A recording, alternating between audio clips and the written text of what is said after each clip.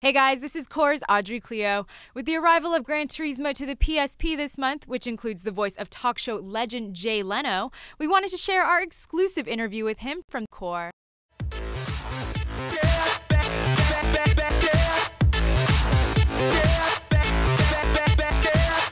With Gran Turismo coming to the PSP, revving up with 800 cars, 35 tracks, and running at a gorgeous 60 frames per second, this racing juggernaut is also boasting some serious star power. Late-night legend and auto enthusiast Jay Leno.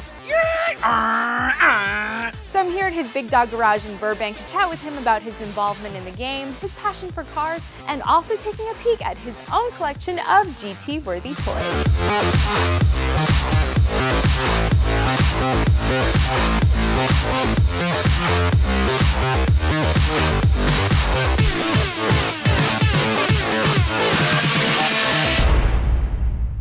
Your garage is like the real-life Gran Turismo garage. I mean, it is kind of like that, actually. Now that you mention it, that was always sort of my dream as a kid, and yeah, that's it. Sure. How do you decide what car you're going to drive every day? Is it something you're just like you wake up and sure there are people with bigger problems, but you know what it is? All the cars here we've rebuilt and done ourselves, and some are obviously expensive classic cars like the F1 McLaren and some of that stuff. But a lot of them are just cars I like. I bought a Corvair ramp side for $600. It was up the street. I'm kind of like the Mia Farrow. When I see a car that needs to be adopted, I have to drag it home. No, I know you're a fan of the Gran Turismo game. Oh, it's a great game, yeah. What's your favorite thing about the game? The cool thing about Gran Turismo is, well, I'll give you an example.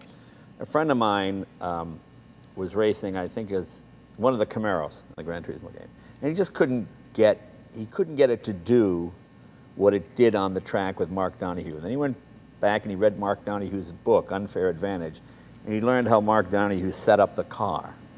Well, he then set up his car in the game exactly the way Mark Donohue had set it up in the book, and he set the record and beat the time. And I thought, well, that was pretty cool. I mean, the game is that accurate and that sharp. That's what I like. I mean, if you do what the real race car drivers did to your sort of virtual car, you can achieve the same sort of result, which I thought was pretty amazing. So tell me about your involvement in the game.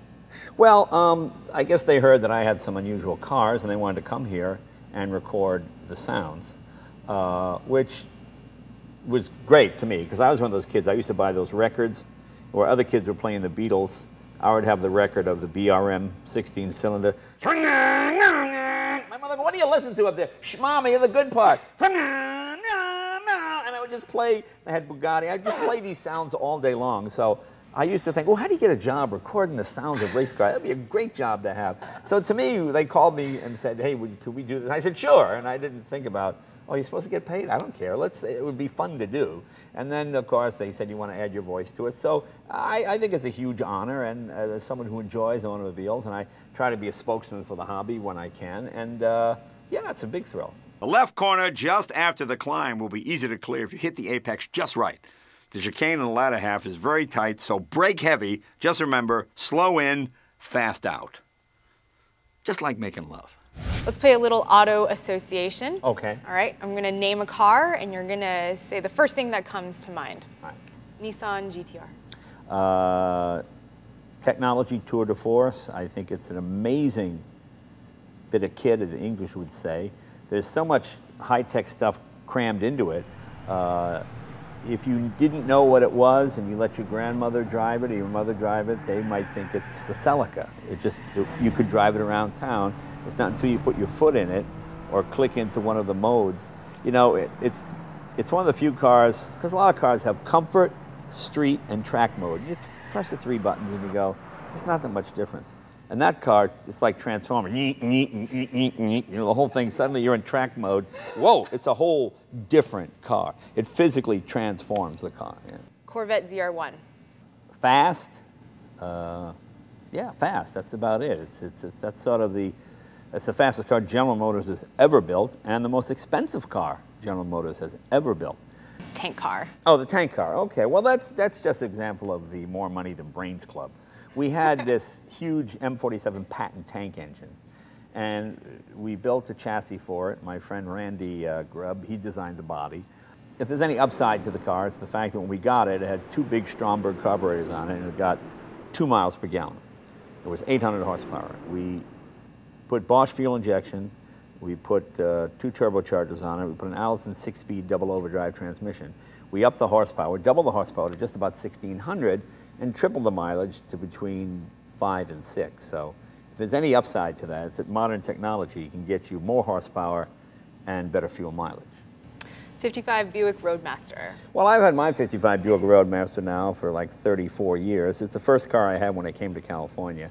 And you know, when you come to California, first to find a car, then you look for a place to live. That's the exact opposite of anywhere else. First you get a car, and you can always live in the car until you find a place to live. Well, thanks for opening up your garage to us and letting us check out all your amazing cars. Yeah. And you know, if ever you feel like you need to unload one of them, maybe do a trade. I got a nice little Volvo out there. Oh, really? Yeah, a Volvo? so yeah. I'm looking for a boat anchor, so that'd be good.